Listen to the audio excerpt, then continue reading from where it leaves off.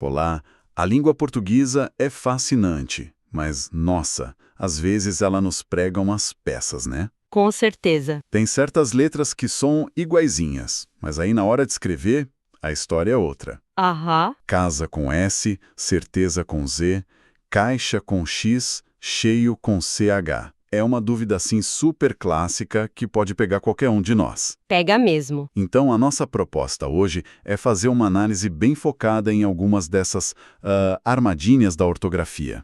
A nossa fonte é um material gramatical muito bom, bem organizado. Certo? E a missão aqui é ir além do decore a regra, sabe?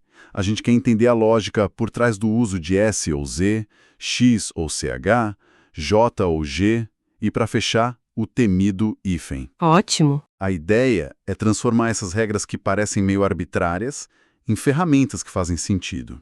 Ok, vamos desvendar isso.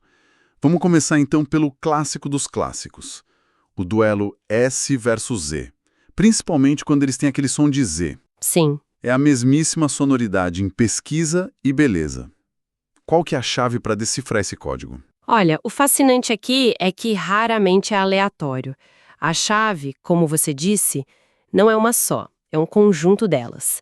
Mas a principal é entender que a ortografia funciona como um registro. Um registro da história e da estrutura da palavra. Ah, interessante. Existem padrões, sabe? Ligados à formação e à origem que, uma vez que a gente entende, resolve a maioria das dúvidas. Certo, então vamos aos padrões. Uma das minhas maiores confusões desde sempre foi com os verbos terminados em izar e izar. Clássica essa. Por exemplo, analisar é com S, mas suavizar é com Z. O som é idêntico. Qual é a lógica aí? Essa é uma dúvida perfeita para começar, porque ela revela o primeiro grande princípio: a herança. Herança? Isso. A regra é bem simples. Você olha para a palavra original, a palavra primitiva. Se ela já tiver a letra S no radical, o verbo derivado vai herdar esse S. Certo. Análise já tem S.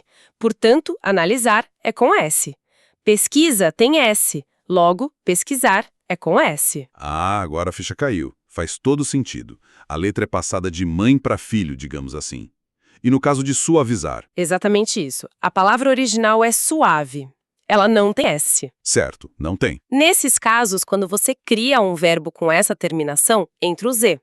Suave vira suavizar, atual vira atualizar, eterno. Eternizar. Isso. A ausência do S na palavra mãe pede o Z. Entendi. Esse princípio da herança é uma ótima ferramenta. E para os substantivos? Palavras como beleza, certeza, gravidez, todas com Z. Existe um padrão aí também? Sim, e é outro pilar do uso do Z. É bem consistente. E qual seria? Quando você transforma um adjetivo em um substantivo abstrato que expressa aquela qualidade, a terminação com Z é a norma. Ah, Belo se transforma na qualidade da beleza. Certo, na certeza. Grávida, no estado da gravidez.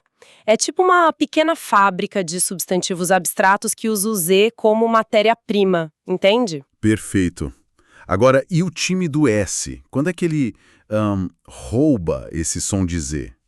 O material que a gente tem aponta para uma regra que parece muito forte.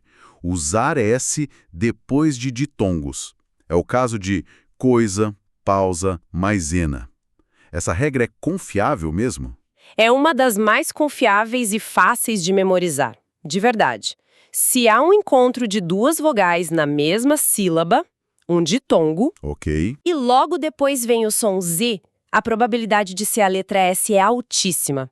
É um afalho mental muito, muito útil. Uma boa dica. Parece que a sonoridade do português prefere o S nesse ambiente vocálico. Ótimo. E o material também fala bastante de sufixos, como em gostoso ou charmosa. Exato! Os sufixos que formam adjetivos, oso e osa, são território exclusivo do S. Eles indicam cheio de ou que tem. Certo, como uma característica. Isso. Então, algo cheio de gosto é gostoso, alguém com charme é charmoso. O mesmo vale para os sufixos que indicam nacionalidade, origem ou títulos, como es e esa. Ah, tipo português, marquesa. Burguesa, exatamente. Se você consegue identificar esses sufixos, a escolha pelo S é certa. Não tem erro. Ok, então para resumir S versus Z, as grandes pistas são a herança da palavra original Isso. e a identificação desses sufixos-chave. Isso já clareia muita coisa. Exatamente. Prestar atenção na família da palavra e nos seus sobrenomes, que são os sufixos, é a estratégia mais eficaz. Essa ideia de um som com duas letras me leva direto para a próxima dupla. X e CH. Outra dupla famosa. O som chi, de xícara e chuva, a primeira regra que o nosso material aponta é curiosa. De novo, o uso do X depois de ditongos. Caixa, faixa, ameixa. Pois é, Essa regra do ditongo é um padrão geral na língua, então. parece que sim. É uma tendência fonética muito forte do português. Assim como no caso do S, a presença de um ditongo parece que puxa a letra X para representar o som X. É mais um daqueles atalhos bem confiáveis. Certo. Outra regra que parece simples é o uso do X depois da sílaba inicial em, como em enxame ou enxergar. Certo. Mas aqui eu tenho uma dúvida que sempre me pegou. E a palavra enchente ou encharcar? Elas começam com em, mas são escritas com CH. Ótima pergunta. O que acontece aí? É aqui que a gente vê um princípio mais profundo em ação. A regra da derivação, aquela da herança que a gente viu antes, geralmente é mais forte que a regra do prefixo. Ah, então uma regra se sobrepõe à outra. Exato. Enchente e encharcar não são exceções aleatórias. Elas vêm de palavras que já usam CH, cheio e charco. Nossa! A palavra mãe doa o CH para as filhas, entende? Incrível. Então a família da palavra é mais forte que o prefixo.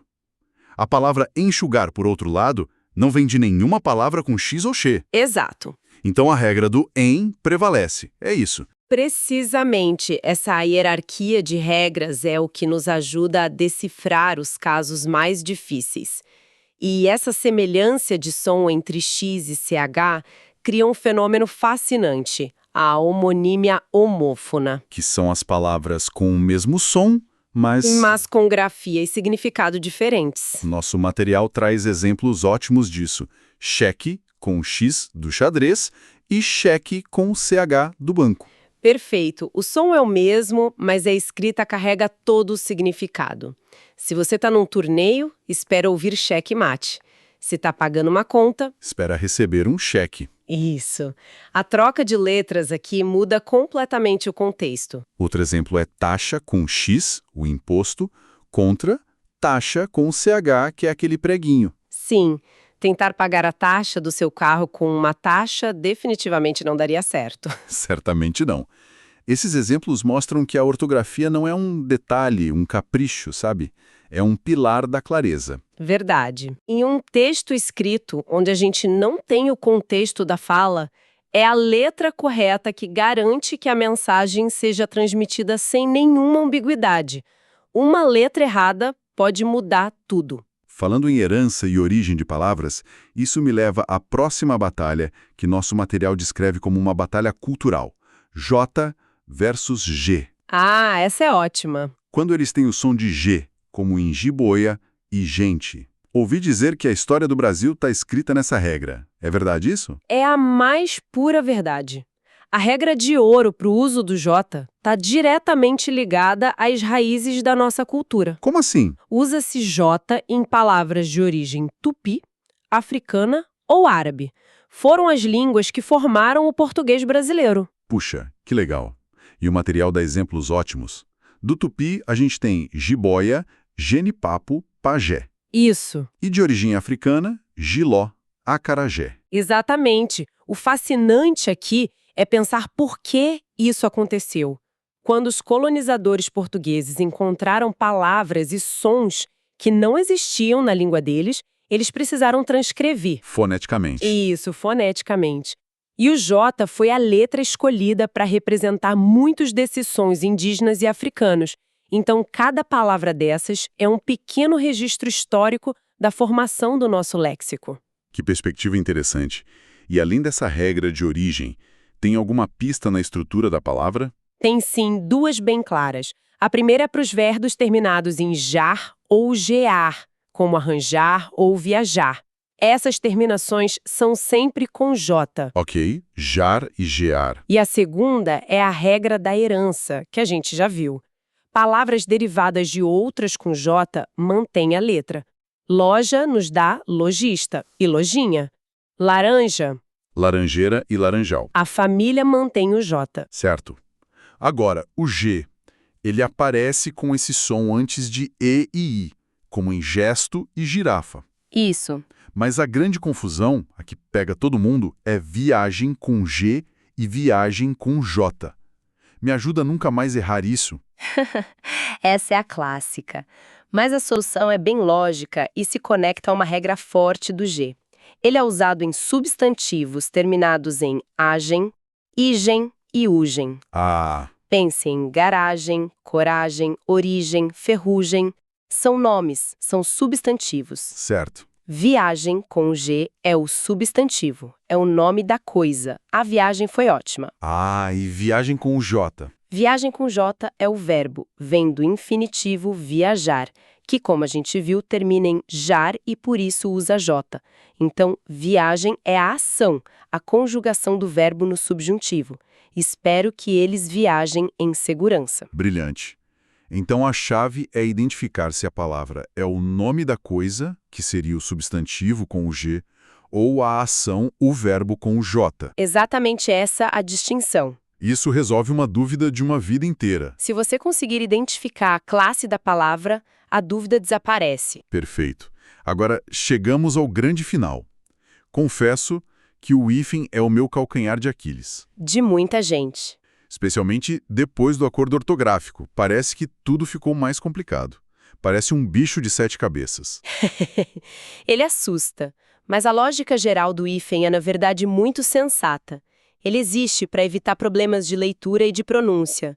Pense nele como um sinal de trânsito, sabe? Que organiza o fluxo e evita colisões entre as letras. Gostei da analogia. Nosso material aponta 2 regras gerais que parecem resolver muitos casos.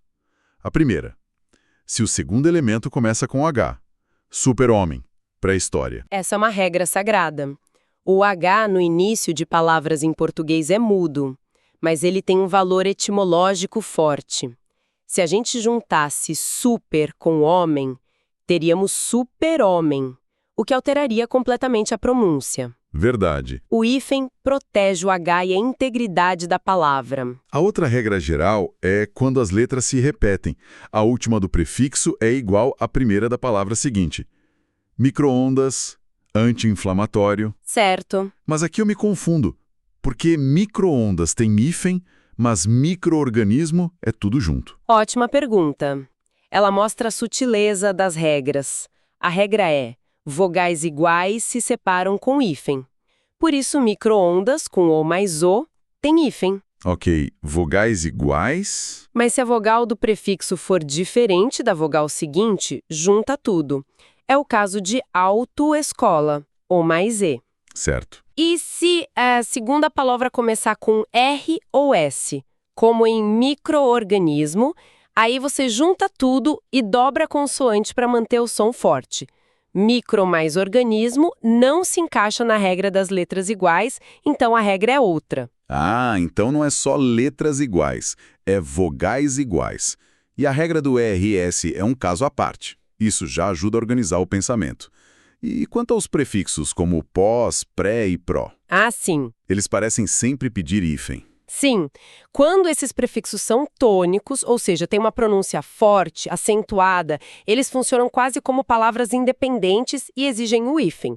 É o caso de pós-graduação, pré-vestibular. Entendi. O mesmo vale para es, vice, sem, recém. E o material cita uma categoria que eu acho muito curiosa. Nomes de espécies de plantas e animais. Sim. Mico-leão dourado, cana-de-açúcar, tubarão-martelo. O hífen está sempre lá. Sempre. Nesses nomes compostos que designam espécies botânicas e zoológicas, o hífen é a norma. Ele serve para mostrar que aquele conjunto de palavras forma uma unidade de significado, um único conceito. Ufa, são muitos detalhes. São, e é por isso que, apesar de entendermos a lógica, ninguém é obrigado a saber tudo de cor. A língua é viva, né? Com certeza. Para os casos mais específicos ou as exceções, ferramentas de consulta são essenciais. Dicionários atualizados e, principalmente, o VOP, o Vocabulário Ortográfico da Língua Portuguesa. A referência oficial. É a referência oficial e gratuita da Academia Brasileira de Letras. Na dúvida, ele é o juiz final. Fazendo um balanço, então, essa nossa análise mostrou que a ortografia não é um conjunto de regras aleatórias para decorar. De jeito nenhum. Existem princípios por trás de tudo. A herança da palavra-mãe, a função dos sufixos, a necessidade de evitar problemas de som. Olhar para a língua com essa perspectiva de detetive parece ser o caminho. Exatamente. E se a gente conectar isso ao quadro geral, dominar essa lógica é menos sobre erudição e mais sobre ter uma ferramenta prática para uma comunicação clara, eficaz no dia a dia. Totalmente. Seja num e-mail de trabalho, num relatório ou em qualquer texto, escrever corretamente é um sinal de respeito com quem lê e garante que a sua ideia seja compreendida exatamente como você planejou. Perfeito. E para encerrar, fica aqui uma reflexão. A gente viu que palavras de origem tupi e africana ajudaram a definir quando usamos a letra J. Isso nos faz pensar como as novas palavras que entram no nosso idioma hoje, vindas da tecnologia, do inglês, de outras culturas, como elas serão incorporadas à nossa ortografia daqui a 50 ou 100 anos. Uma ótima pergunta. Palavras como deletar ou escanear já foram aportuguesadas. Quais serão as próximas e quais regras elas criarão para as palavras que ainda nem foram inventadas?